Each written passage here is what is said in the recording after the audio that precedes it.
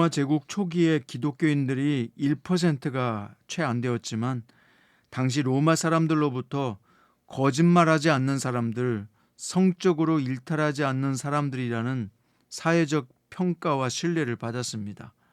그래서 로마 귀족들이 신분이 낮더라도 기독교인을 자신의 며느리로 삼는 일이 많았다고 합니다. 그 며느리가 낳은 아이가 기독교 신앙으로 양육되고요. 그 아이가 나중에 지도자가 되어서 기독교가 로마의 국교로 공인될 수 있었습니다. 오늘날 신자들이 적어서 세상에 영향을 주지 못하는 것이 아닙니다.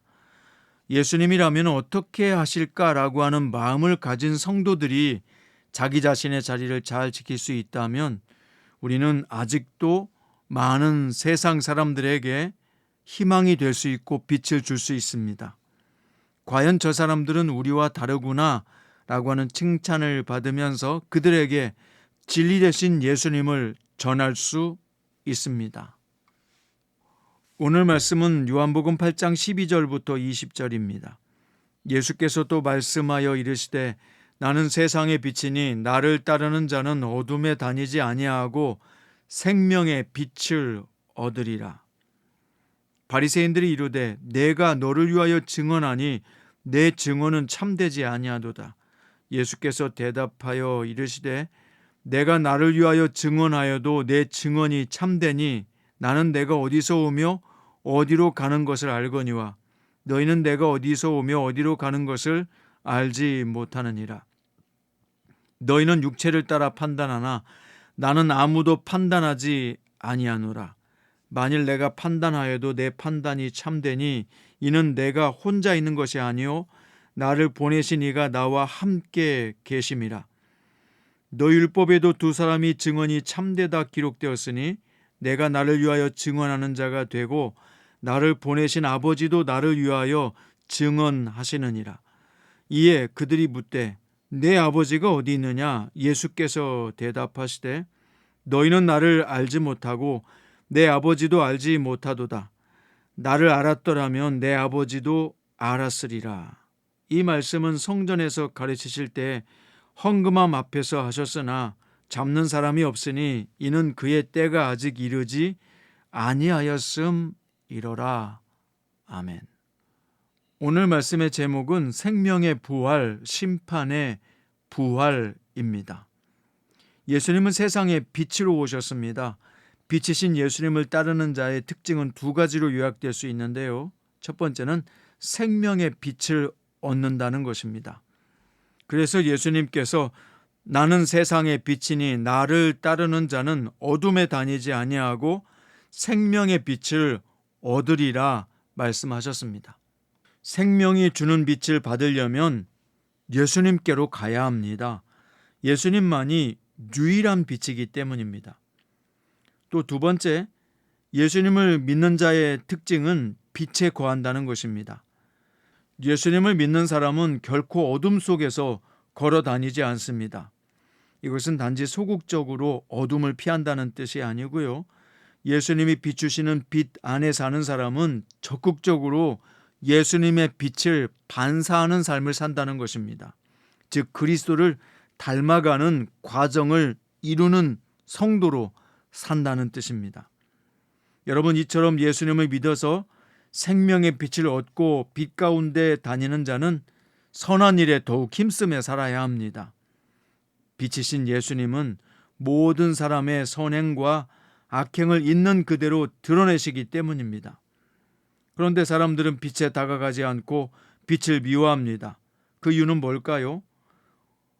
자신의 악한 행위가 드러날까 두렵기 때문이라고 말씀하셨습니다. 반면에 진리를 행하는 자는 자신의 행위가 드러내기 위해서 빛으로 간다고 말씀하셨습니다. 이것을 3장에서 말씀하셨는데요. 악을 행하는 자마다 빛을 미워하여 빛으로 오지 아니하나니 이는 그의 행위가 드러날까 하며 진리를 따르는 자는 빛으로 오나니 이는 그 행위가 하나님 안에서 행한 것임을 나타내려 함이라. 그래서 선한 일을 행한 자는 생명의 부활로, 악한 일을 행한 자는 심판의 부활로 나온다고 예수님이 말씀하신 것입니다. 5장 29절에 보면 선한 일을 행한 자는 생명의 부활로, 악한 일을 행한 자는 심판의 부활로 나오리라. 여러분, 그렇습니다. 우리 모두는 그리스도의 심판대 앞에서 선악간 행위에 따라 보응을 받을 것입니다. 주님을 따르는 것과 따르지 않는 것은 이렇게 두 가지로 나눠지게 되어 있습니다. 생명과 죽음, 빛과 어둠, 선행과 악행, 이렇게 나눠지게 되어 있습니다. 이외에도 성령으로 태어나는 것과 육체로 태어나는 것으로 나눠지게 되고요. 신자가 받는 영생과 불신자가 받는 멸망으로 나눠지게 되어 있고요. 생명을 주는 성령과 생명을 줄 수 없는 육으로 나눠지게 되어 있습니다. 이렇게 요한복음은 두 가지로 나눠지게 되어 있다고 강조하고 있습니다. 사도 요한은 이처럼 두 가지, 빛에 속하든지 어둠에 속하든지, 생명에 속하든지 사망에 속하든지 둘 중에 하나를 선택해야 된다. 그러면서 요한이 강조하는 것은 예수님이 하나님의 아들이요 그리스도이심을 믿어야 한다는 것을 요한은 강조하고 있는 것입니다. 말씀의 결론입니다. 우리가 방 안에 있으면서 아무리 밖에 빛이 찬란하다고 할지라도 암막 커튼을 치고 있으면 그 빛을 볼 수 없습니다. 하지만 그 암막 커튼을 활짝 열어버리는 순간 그 환한 빛을 볼 수 있는 것과 같습니다. 주님은 죄와 사망의 세력으로 뒤덮인 암흑 같은 세상에 하나님의 생명과 진리의 빛으로 오신 분입니다. 마음의 커튼을 열어 젖히고 보면 그분이 생명의 빛으로 오신 분임을 알게 됩니다. 그분이 부활의 생명을 주시기 위해서 우리 가운데 오신 구세주임을 알게 됩니다. 오늘도 생명의 구주이신 예수님을 구세주로 모시고 사는 사람은 생명의 부활로 나올 것입니다. 생명의 부활을 가진 자로 살아가시기 바랍니다.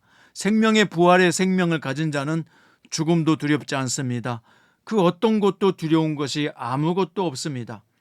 그러므로 선을 행하고 생명을 행하고 진리를 따르며 주님을 쫓아 살아가는 참된 제자로 살 수밖에 없는 것입니다. 여러분 안에 생명의 빛 되신 예수님이 함께 하시기를 바랍니다. 생명의 빛 되신 예수님을 증언하는 성도로 살아가기를 바랍니다. 오늘 또 생명을 주신 주님께 감사하면서 이 하루를 주 예수님의 은혜와 사랑으로 충만하게 채워가는 복 있는 승리하는 성도들 되시기를 예수님의 이름으로 축원드립니다.